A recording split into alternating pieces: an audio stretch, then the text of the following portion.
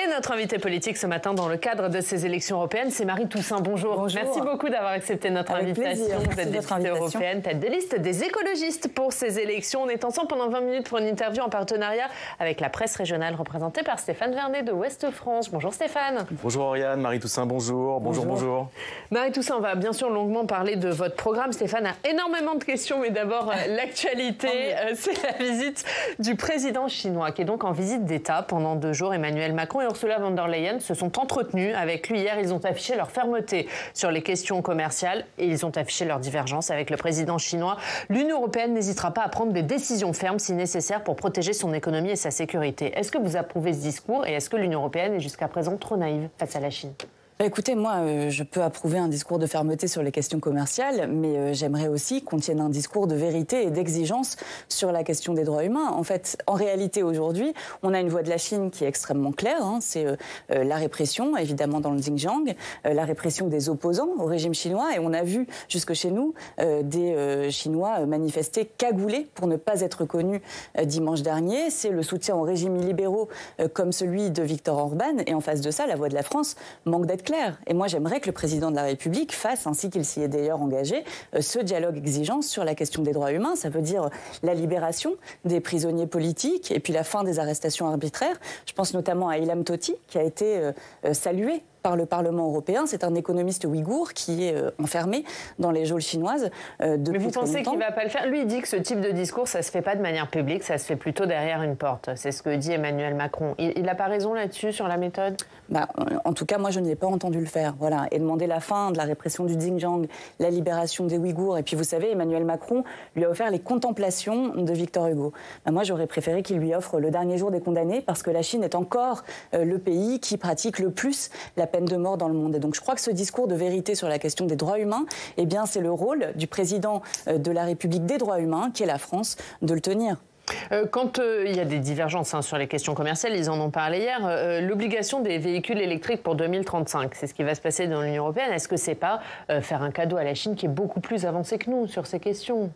Mais écoutez, on doit produire en Europe ce dont l'Europe a besoin. Et ça fait partie du projet que je porte pour ces élections européennes. Pourquoi ? Parce qu'on peut parler des voitures électriques, des batteries, des panneaux solaires, on en a beaucoup parlé, et de la délocalisation ou de la fermeture d'entreprises comme Sistovie en France ou Meilleur Burger en Allemagne. On pourrait aussi parler de la lysine, l'entreprise Metex est en difficulté du côté d'Amiens, ou encore des médicaments. On importe 60 à 80% de nos substances et principes actifs de Chine ou d'Inde, mais de Chine aussi. Et donc on a besoin, en Europe, si on veut monter ce rapport de force économique avec une puissance comme la Chine, on a besoin d'agir en européen et on a besoin d'investir nous-mêmes. Et c'est l'inverse de ce que propose la majorité politique actuelle quand elle nous propose de revenir à l'austérité. Dans la réalité, eh bien, ça veut dire s'affaiblir durablement face à la Chine. Et je crois que ce rapport de force économique, il pèse aussi sur quelles sont les stratégies que nous mettons en place. Mais on est en mesure de le mener, ce rapport de force économique avec la Chine ? On est assez fort pour le faire ? Écoutez, si nous agissons en européen, oui, parce que nous sommes la première puissance économique du monde, le premier marché du monde. L'enjeu, c'est qu'est-ce qu'on fait de ce marché ? Est-ce qu'on reste empêtré dans un libre-échange dans lequel plus personne ne croit à part nous ? Est-ce qu'on reste coincé dans cette naïveté absolue qui marque aussi la politique qui est menée par le président de la République Macron ? Ou est-ce qu'on change de stratégie ? Est-ce qu'on produit ce dont nous avons besoin dans le respect des limites planétaires et dans la protection de la population, notamment de l'explosion de la précarité ? Une dernière question d'actualité sur un autre sujet avant de passer à votre programme. Le gouvernement a présenté hier son plan éco-phyto avec toujours le même objectif, réduction de 50% des produits phytosanitaires d'ici 2030. Est-ce que vous n'êtes pas allé un peu trop vite en l'accusant de recul écologique finalement au moment où il a été mis sur pause ? Absolument pas. Ce gouvernement, c'est le gouvernement de la grande reculade écologique. Et c'est pas un plan éco-phyto qu'ils nous ont présenté, c'est le plan éco-mytho. La réalité, c'est qu'ils ont changé d'indicateur pour faire semblant qu'ils avaient baissé l'utilisation des pesticides. On avait un indicateur avant qui avait été élaboré avec les scientifiques. On a aujourd'hui un indicateur qui ne repose sur rien de tangible et qui permet juste d'afficher, mais seulement d'afficher, une baisse de la réduction des pesticides, ce qui a permis d'ailleurs, j'ai lu hier le programme de Mme Hayé pour les élections européennes, mais au gouvernement français et à Mme Hayé de prétendre vouloir réduire l'utilisation des pesticides au niveau européen. Honnêtement, je ne sais pas de qui il se moque. Mais celui d'avant, il marchait bien ?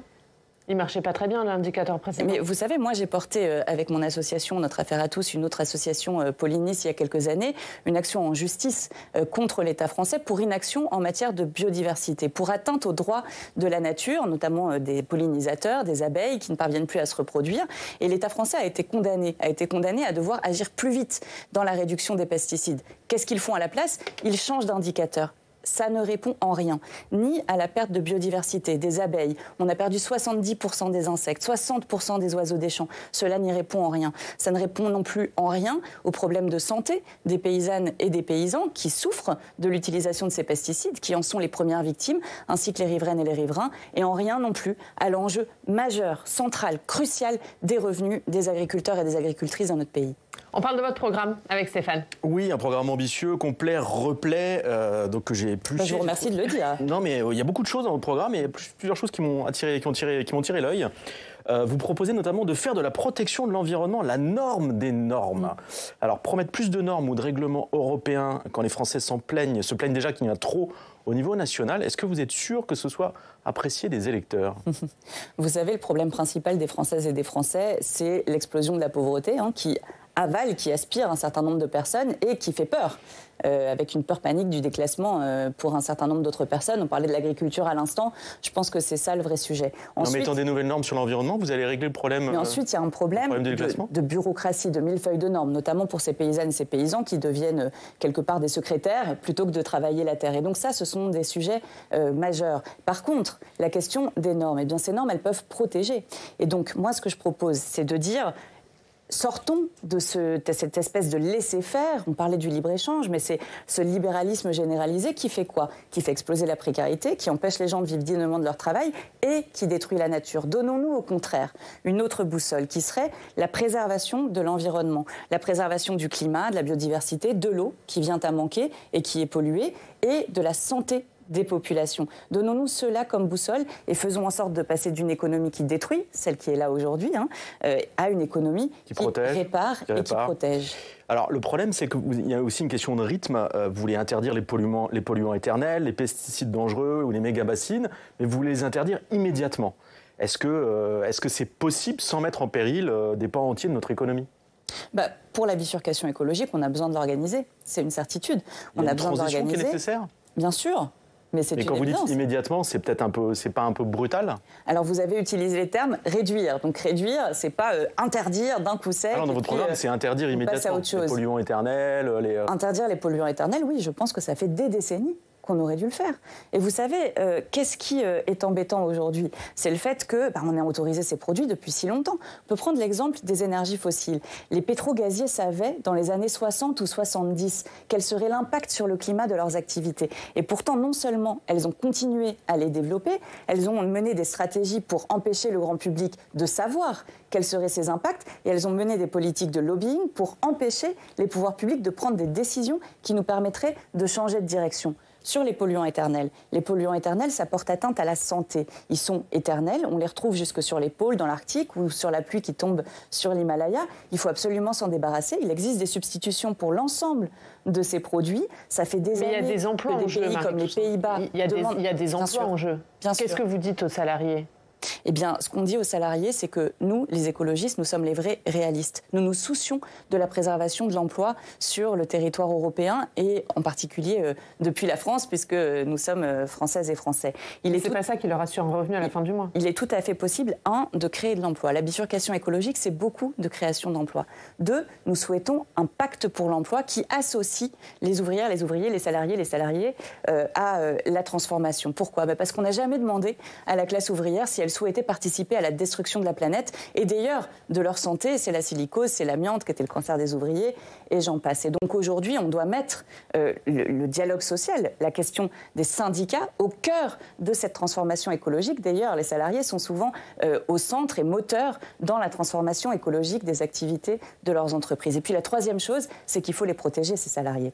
On a absolument besoin d'un droit de préemption par les salariés sur les activités qui délocalisent ou qui ferment alors qu'elles contribuent à la bifurcation écologique. Et on a besoin d'une assurance chômage formation pour l'ensemble de ces salariés qui sont aujourd'hui concernés par la transition. Vous parlez d'un droit de préemption, vous évoquez aussi dans le programme la création d'un fonds de souveraineté écologique. Tout à fait. De 100 milliards d'euros qui permettra à l'Union européenne de prendre le contrôle ou des participations fortes dans des entreprises européennes qui seraient les plus polluantes. Oui. Est-ce que c'est un retour aux nationalisations que vous prenez et à quoi servirait-il d'investir massivement dans ces entreprises pour en prendre le contrôle si c'est pour en empêcher l'activité ? Alors, ce n'est pas pour en empêcher l'activité, au contraire, c'est pour rediriger leurs investissements. L'idée, c'est quoi? C'est de dire on a aujourd'hui un certain nombre d'entreprises pétrogazières européennes, Total, Repsol, Eni et quelques autres, qui continuent à investir dans le pétrole et dans le gaz. Alors que tous les scientifiques, depuis des années déjà, nous disent qu'il ne faut plus investir un seul euro, ni ouvrir un seul puits de pétrole, de gaz ou évidemment de charbon. Et donc, on ne peut pas laisser faire ces entreprises, on ne peut pas les laisser continuer à amasser des profits sur le dos de la destruction de la planète, il faut absolument les en empêcher. Ce fonds de souveraineté écologique qui serait adossé à la BEI permettrait à l'Union européenne de prendre des parts, effectivement, de devenir majoritaire dans ces entreprises. Pour faire quoi? Eh bien, pour sortir l'argent de là où il détruit et le mettre là où il fait du bien, c'est-à-dire dans les énergies renouvelables. Aujourd'hui, les investissements doivent être 100% renouvelables et comme les entreprises ne sont pas elles-mêmes, l'Union européenne doit s'en saisir. Ça, c'est dans votre programme aussi, 100%, pour l'Union européenne. 100% renouvelable dès 2040. Tout à fait. C'est possible, la technologie est prête, on est capable de faire ça? De nombreuses études montrent que aussi. Le 100% renouvelable est possible. Moi, j'ai envie de vous poser la question inverse, Monsieur Vernet. Est-ce que c'est possible de continuer à ne pas agir pour le climat? Est-ce que c'est possible de continuer à laisser faire cette dévastation quand on voit les inondations à répétition, les feux de forêt? On avait juste avant notre échange un reportage sur votre antenne, je vous en remercie d'ailleurs, sur les risques que fait peser le dérèglement climatique sur les collectivités. Ça détruit aujourd'hui des maisons, des entreprises, la nature bien évidemment, et ça va coûter un fric monstre. Et donc on ne peut pas laisser faire. Et il faut aujourd'hui investir pour atteindre ce 100% renouvelable en 2040. C'est ce que nous demandent les scientifiques si nous voulons tenir les objectifs de l'accord de Paris, cet accord international que nous avons signé chez nous ici en France. C'est ce que vous proposez également dans votre programme, un plan d'investissement d'au moins 260 milliards par an pour accélérer la bifurcation écologique. La moitié de ce plan proviendrait d'emprunts et l'autre moitié serait financée par les États. Est-ce qu'aujourd'hui, les économies des pays membres, des États membres de l'Union européenne ont les moyens de faire ça? Évidemment. Évidemment. Mais comment? Écoutez, on a la Chine, dont on parlait tout à l'heure, qui a lancé un plan d'investissement massif. Les États-Unis de Joe Biden, de l'autre côté, qui ont déjà sorti des centaines de milliards de dollars, des centaines et qui vont continuer à investir dans le cas où Joe Biden regagne les élections. Donc l'Europe, elle ne peut pas rester à côté.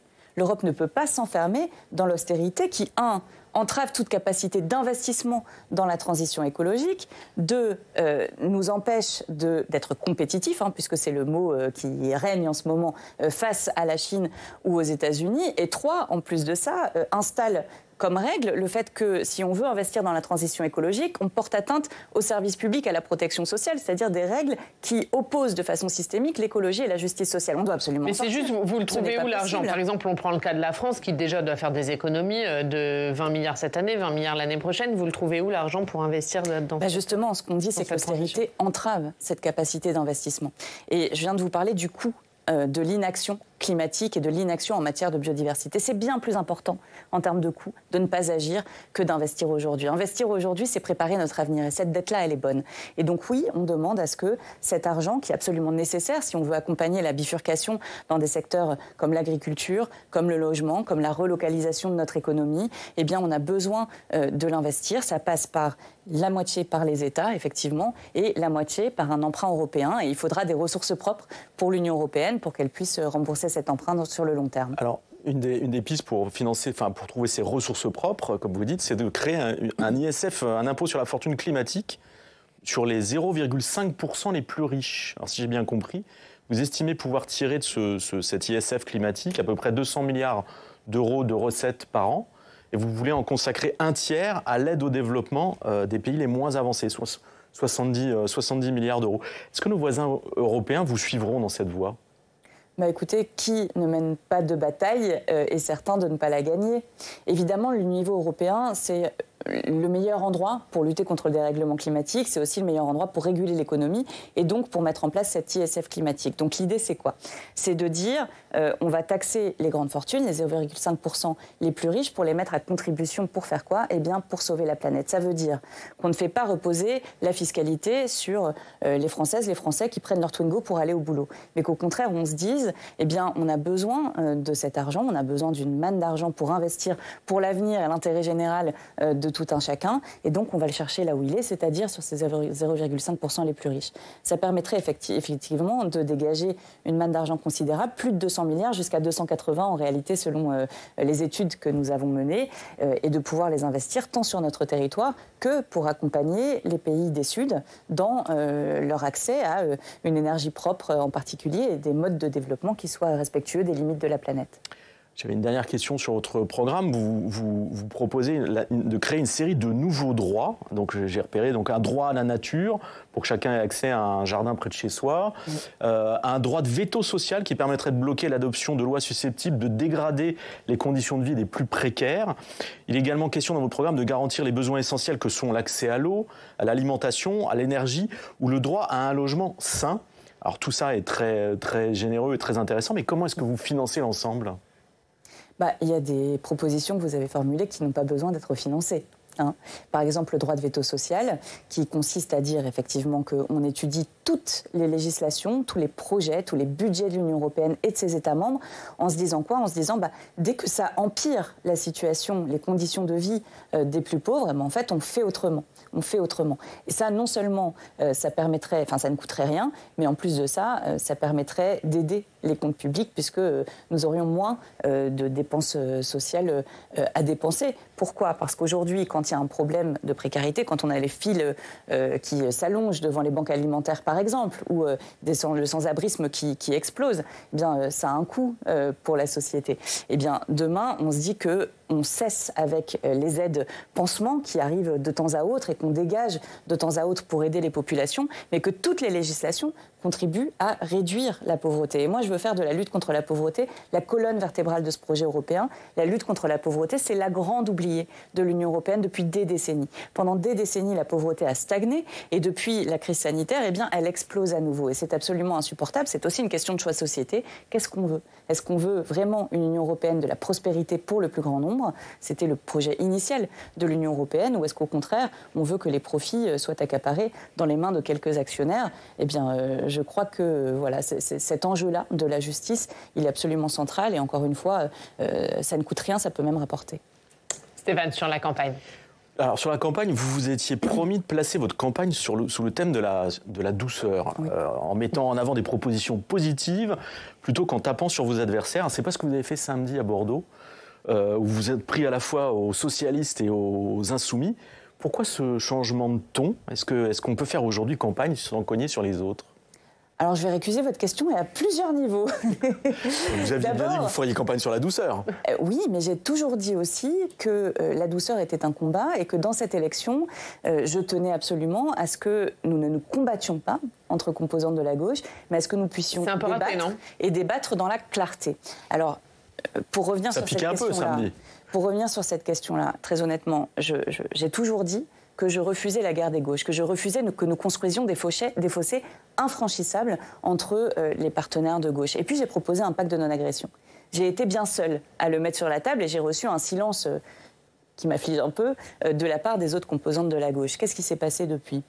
Eh bien, on a eu une brutalisation de la vie politique, on a des combats, et je le redis, je refuse la faute à qui, cette brutalisation de ces fossés infranchissables. Je ne suis pas là pour distribuer les bons et les mauvais points. En tout cas, c'est un constat, c'est la situation dans laquelle nous sommes aujourd'hui. Et donc oui, samedi, j'ai demandé à la liste socialiste d'agir dans la clarté, c'est-à-dire de dire ce que votaient vraiment les socialistes au niveau européen, qui est très différent de ce qui est malheureusement dit en France. Et puis, peut-être du côté... C'est-à-dire, juste pour qu'on soit clair, vous accusez Raphaël Glucksmann de ne pas être clair entre ce qu'il vote au Parlement européen et ce qu'il dit, ou juste de ne pas voter comme l'ensemble de son groupe au Parlement européen? Qu'est-ce que vous lui reprochez? Ce que je reproche, alors c'est un reproche, c'est un bien grand mot. Ce que je dis, c'est qu'il faut de la clarté et que d'autant plus, puisque je tiens à ce que les gauches puissent travailler ensemble, il faut dire les choses. Je l'ai dit, débattre sans combattre. Bon, les socialistes européens ont voté pour l'austérité, ont voté pour les méga-camions, ont voté pour le détricotage environnemental de la politique agricole commune, et j'ai bien peur que les mots utilisés en France créent de la confusion sur ce que vote vraiment la famille européenne, c'est-à-dire quand on va renforcer la famille politique socialiste européenne, eh bien ce qu'on soutient en réalité. Et donc ce que je demande, c'est un petit peu de clarté. Et puis, du côté de Jean-Luc Mélenchon, effectivement, je lui demande de la modération. Alors, vous disiez que c'était brutal ou anti-douceur que de demander de la modération, mais enfin, quand on demande de la modération, on dit plutôt qu'au contraire, il faudrait cette horizon de douceur. Et je pense que c'est absolument indispensable que nous rétablissions des modes de fonctionnement, d'échange. Ça veut dire qu'ils vont trop loin aujourd'hui à la France Insoumise pour vous ? Jean-Luc Mélenchon, il va trop loin ? C'est effectivement ce que j'ai dit lors de ce meeting samedi, c'est attention, restons modérés, n'empêchons pas notre capacité de construire ensemble par la suite. Et M. Mélenchon, vous l'avez vu, il l'a dit lui-même, il n'est aujourd'hui pas en campagne électorale européenne, mais il est en campagne pour sa 4e élection présidentielle.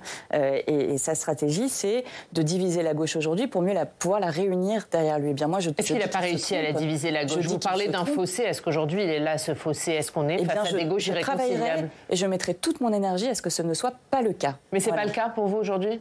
Pensez vraiment pouvoir encore réconcilier Raphaël Glucksmann et Jean-Luc Mélenchon ? Je ne crois pas aux gauches irréconciliables, qui étaient d'ailleurs des mots de Manuel Valls. Je n'y crois pas. Est-ce que quand on voit ce qui se passe aujourd'hui, il n'a pas eu raison, Manuel Valls ? Non, je ne le crois pas. Et je mettrai toute ma détermination à faire en sorte que ce ne soit pas le cas.